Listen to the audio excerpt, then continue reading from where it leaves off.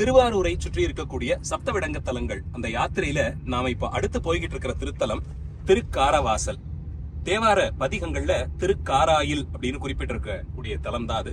திருவாரூர்ல இருந்து ஒரு அரை மணி நேர பிரயாணத்துல போயிடலாம். அந்த ஊர்ல இருக்கக்கூடிய தியாகராஜருடைய சிறப்புகள், அவருடைய பெயர், அவர் அங்க ஆடக்கூடிய பிரத்யேகமான நடனம், அந்த கோயிலினுடைய அமைப்பு, இதெல்லாம் பத்தி அங்க போய் பார்க்கலாம்.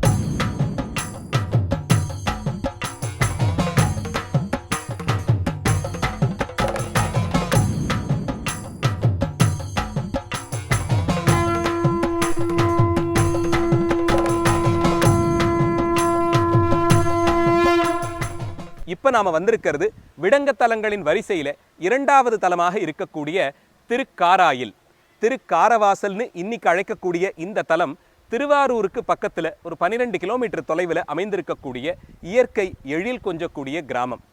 கார் அகில் மரங்கள் நிறைந்திருந்த பகுதி. அதனால பழைய காலத்திலிருந்தே இந்த தலத்திற்கு திருக்காரகில் அப்படிங்கிறது பேராகிருந்து, அது தேவார காலத்துல ஞானசம்பந்த பெருமான் பதிகம் பாடிய போது திருக்காராயில்னு ஆகி இன்னைக்கு திருக்காரவாசல்னு அழைக்கிறாங்க. இந்த தலத்துல சுவாமி கண்ணாயிரமுடையார் அப்படிங்கிற ரொம்ப வித்தியாசமான திருநாமத்தோடும், அம்பிகை திருக்கைலாயத்திலிருந்து வந்த அந்த வடிவம் கைலாச நாயகியாகவும் காட்சி தராங்க. இந்த தலத்தில் இருக்கக்கூடிய விடங்கருக்கு ஆதிவிடங்கர் அப்படின்னு பேர். அவர் ஆடக்கூடிய நடனம் குக்குட நடனம். குக்குடம்னு சொன்னா சேவலை குறிக்கும். சேவல், கோழி இதெல்லாம் இறை தேடி இந்த மண்ணில் காலை வேக வேகமாக வச்சு பதிச்சு ஓடி ஓடி ஆடக்கூடிய அந்த தாண்டவத்தை சுவாமி இங்கே ஆடி காண்பிப்பாராம்.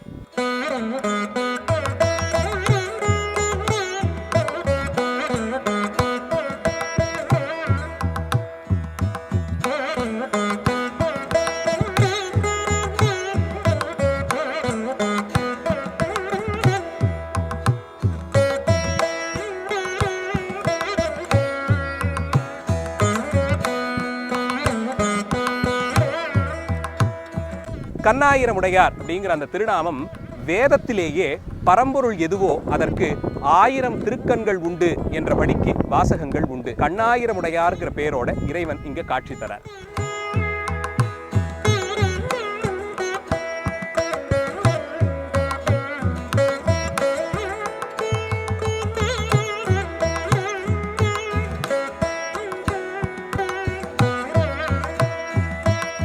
இந்த தலத்துல இறைவன் கபால முனிவருங்கிற முனிவருக்கு விசேஷமான வரங்களை கொடுத்திருக்கார்.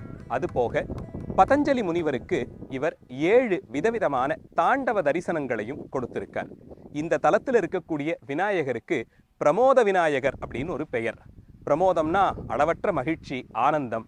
அந்த ஆனந்தத்தை தன்னை நாடி வருபவர்களுக்கு தரக்கூடியவராக இருக்கார். இந்த தலத்திலே தியாகராஜ வடிவம், ஆதி விடங்க வடிவம், சிம்மாசனத்திலே அமர்ந்து ஞானவாள், வீரவாள் கொண்டு ராஜாங்கமாக சேவை கொடுப்பார். அவரை தரிசித்து இங்கே அவர் ஆடக்கூடிய குக்குட நடனத்தையும் பார்த்து மகிழலாம். வைகாசி விசாகத்தில் நடைபெறக்கூடிய அந்த விழாவில் தான் இந்த தாண்டவ தரிசனங்கள் எல்லாம் நமக்கு கிடைக்கப்பெறும். இன்னும் இந்த தலத்தில் இருக்கக்கூடிய இந்த இறைவன் கண்ணோய் சம்பந்தப்பட்ட விஷயங்களுக்கு மருந்து தருபவராகவே பார்க்கப்படுகிறார். சமீப காலங்களில் நிறைய அடியவர்கள் இவரை வணங்கி இங்க கொடுக்கப்படுற ரொம்ப வித்தியாசமான ஒரு பிரசாதத்தை வாங்கி உண்டும் தரித்தும் கண்ணோய் நீங்க பெற்ற அதிசயங்கள் நிறைய நடந்திருக்கு.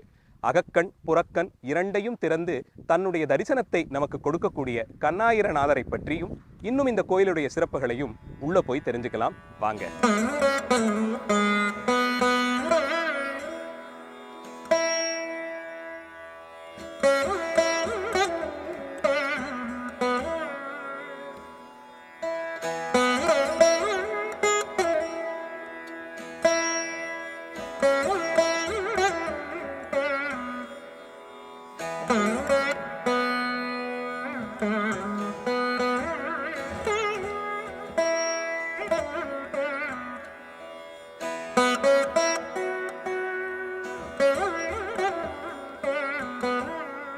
இரண்டாவது திருக்கோயில் திருக்காராயில் திருக்காரவாசல். இங்கே இறைவன் கபால முனிவர் என்ற முனிவரினுடைய தவத்திற்கு மெச்சி பரம்பொருள் வடிவமாக 1000 தலைகள் 1000 கண்களோடு அவருக்கு காட்சி கொடுத்தாராம். இந்த தலத்துல தான் முச்சுகுந்தன் இந்திரலோகத்திலிருந்து வேண்டி பெற்று வந்த விடங்கலிங்கங்கள்ல இரண்டாவதாக கருதப்படும் ஆதிவிடங்கமூர்த்தி தியாகராஜ சபையில எழுந்துருள பண்ணப்பட்டு நித்தியமும் வழிபாட்டுல இருந்து வரார். தியாகராஜ பெருமானுடைய சிறப்புகளில் ஒன்று, அவர் எப்போதுமே எழுந்தருள பண்ணக்கூடிய இடத்தை ஒரு ராஜ சபை மாதிரி நிர்மாணம் பண்ணுவாங்க. அதில் ஒரு பெரிய சிம்மாசனம், அந்த சிம்மாசனத்திற்கு மேலே 4 தூண்கள் தாங்கி இருக்கக்கூடிய முத்துக்களால் அலங்காரம் பண்ணப்பட்ட விதானம், அதற்கு கீழே தியாகாதிராஜர், அம்பிகையும் முருகப்பெருமானும் சூழ எழுந்தருளி இருப்பார். அவரை நடுநாயகமாக வைத்து வழிபட்டு அவருக்கு பக்கத்தில் ஒரு பெட்டிக்குள்ள இந்த விடங்க லிங்கங்களை வைத்து பூஜை செய்வாங்க. இந்த பெருமானைத்தான் இந்த தலத்தில் விடங்கராக, ஆதிவிடங்கராக வழிபாடு செய்கிறாங்க.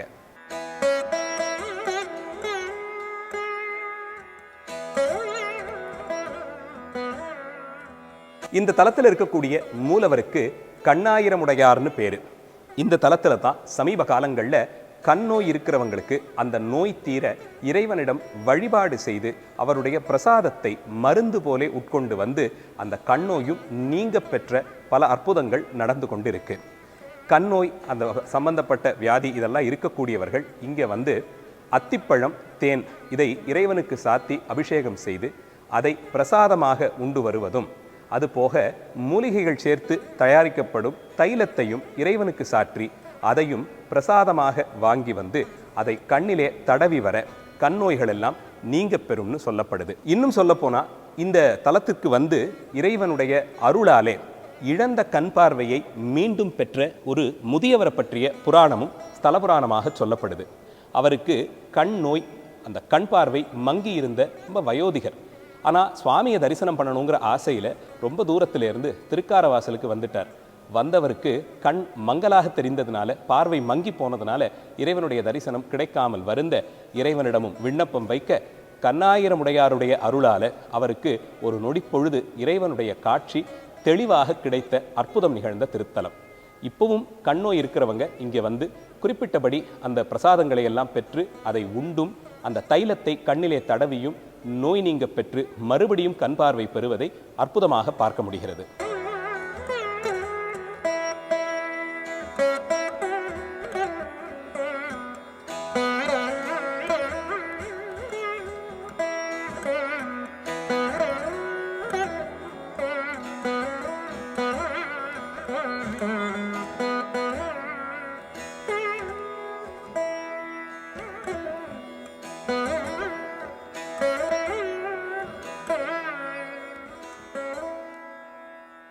அம்பாளோட திருநாமம் இந்த ஊர்ல ரொம்ப வித்தியாசமா இருக்கு. உலகத்திலேயே கைலாச நாயகின்னு அம்பாள் பேர் இங்கே தான். இந்த கைலாசநாதர் கோயில் எல்லா இடத்துலையும் இருக்கும். கைலாச நாயகிங்கிறதுக்கு அம்பாள் வந்து இந்த பறந்து ரெக்க முளைச்சி, இந்த ரெக்க முளைச்சி பொம்மை இருக்கும். பறந்து வந்து இங்கே வந்து நடந்து தான் வரலாம். எல்லாம் அம்பாள் பாதம் பட்ட இடம். கைலாயத்துக்கு போன புண்ணியம் அந்த இடம். காசிக்கு போன புண்ணியம் காசி விஸ்வநாதர் விசாராட்சி காசிலேருந்து கொண்டு பிரதிஷ்டை பண்ணது. காசிலேருந்து காசிலிங்க இருக்கும். இப்போ இந்த ஒரு தலத்துக்கு வந்தால் காசி கைலாய தரிசனம், கைலாயத்துக்கு போன புண்ணியம் தரிசனம் உண்டு. இந்த தலத்தினுடைய புராணத்தின்படி இங்க பதஞ்சலி முனிவருக்கு இறைவன் 7 விதமான தாண்டவங்களை ஆடி காண்பித்தார். அவருக்கு காட்சி கொடுத்த அந்த வடிவத்தை, காட்சி கொடுத்தாருங்கிற பேரிலேயே அம்பாளோடு சேர்ந்து நிற்கக்கூடிய வடிவமா அற்புதமான ஒரு 12ஆம் நூற்றாண்டு சோழர் காலத்திய ஐம்பொன் திருமேனியா எழுந்துருள பண்ணி வச்சிருக்காங்க. அவருக்கு பக்கத்திலேயே அதே காலத்தை சேர்ந்த பிட்சாடன வடிவம், கையில கபால பாத்திரம் ஏந்தி காலில் பாதுகைகளோட நடந்து வரக்கூடிய அந்த அழகான வடிவத்தை எத்தனை பதிகங்களாலும் சொல்லி அந்த வர்ணிப்பை நாம கொண்டாட முடியும். தியாகராஜ கஷேத்திரங்கள்ல நந்தியம்பெருமான், தியாகராஜ பெருமானுக்கு எதிர இருக்கக்கூடிய இந்த நந்திகேஸ்வரருக்கு ஒரு சிறப்பு உண்டு. எல்லா சிவாலயங்கள்லையும் 4 காலையும் மடக்கி அமர்ந்த நிலையில காட்சி தரக்கூடிய ரிஷபதேவர் தியாகராஜர் முன்னாடி மட்டும் எப்போதும் 4 கால்களையும் உயர்த்தி நின்று ஒரு ஆச்சரியத்தோடு சேர்ந்து சுவாமியை தரிசனம் பண்ணுவார். இதற்கு 2 விதமான காரணம் சொல்லப்படுது. ஒன்று, தியாகராஜ பூஜையில அந்திக்காப்பு, சாயரட்சை பூஜை தான் ரொம்ப சிறப்பு வாய்ந்தது. சூரியன் மறைந்து இரவு படரக்கூடிய அந்த காலம் உலக உயிர்கள் ஒருவித சஞ்சலத்திற்கு உள்ளாகுமா. அந்த சஞ்சலத்திலிருந்து உலக உயிர்களை காக்க வேண்டி சுவாமி சாயரட்சை காலத்துல தான் சிறப்பான வழிபாடை ஏற்றுக்கொள்வார். அப்படி அந்த வழிபாட்டிற்காக அலங்காரம் செய்யப்பட்ட சன்னதியினுடைய திரைகளை திறந்தவுடன் நாமெல்லாம் எப்படி பரவசப்பட்டு தியாகேசா தியாகேசான்னு கூப்பிட்டு அழைத்து வழிபடுகிறோமோ, அதே மாதிரி எதிர அமர்ந்திருந்த இந்த ரிஷபத்தேவரும் அப்படி ஒரு ஆச்சரியத்துல எழுந்து நின்றாராம். அந்த நின்ற நிலையிலேயே தியாகேச பெருமானுடைய வடிவழகில மயங்கி நிற்கிறார் அப்படின்னு ஒரு காரணம். மற்றொன்று, திருவாரூர் தியாகராஜ பெருமான் இரவு வேளையில பறவையார் வில்லத்திற்கு சுந்தரருக்காக வேண்டி தூது நடந்த புராணம் பெரிய புராணத்துல சொல்லப்படுது. சுந்தரருக்கும் அவர் மனைவி பறவையாருக்கும் ஒரு மனப்பிழப்பு ஏற்பட அதிலிருந்து சுந்தரரை மறுபடியும் சேர்த்து கொள்ள வேண்டும் என்று கேட்டு தியாகராஜ பெருமான் இரவு வேளைகளில் பறவையார் இல்லத்திற்கு தூது நடந்தாராம். இதை கேள்விப்பட்ட ரிஷபதேவர், ஆஹா, இரவு வேளையில சுவாமி இப்படியெல்லாம் தூது போறாரா, நாம மறந்து உறங்கி விட்டால் நம்மையும் விட்டுட்டு அவர் நடந்தே தூது போயிடுவாரேன்னு சொல்லி அன்றிலிருந்து இன்று வரை எப்போது எந்த அடியவருக்கு உதவ வேண்டி தியாகராஜர் வீதியிலே இறங்கி வருவாரோன்னு காத்துக்கிட்டு, அப்படி ஒருவேளை அவர் வந்தார்னா தன்னுடைய முதுகிலே அவரை சுமந்து கொண்டு போக வேண்டும்னு அவர் ஆவலோடும் ஆர்வத்தோடும் எப்போதும் சித்தமாக இருக்கார்னு ஒரு காரணமும் வழங்கப்படுது. நீரானே நீள் சடை மேலோர் நிறை கொன்றை தாரானே, நீரானே நீள் சடை மேலோர் நிறை கொன்றை தாரானே, தாமரை மேல் அயந்தான் தொழும் சீரானே, சீர்த்திகழும் திருக்காராயில் ஊரானே,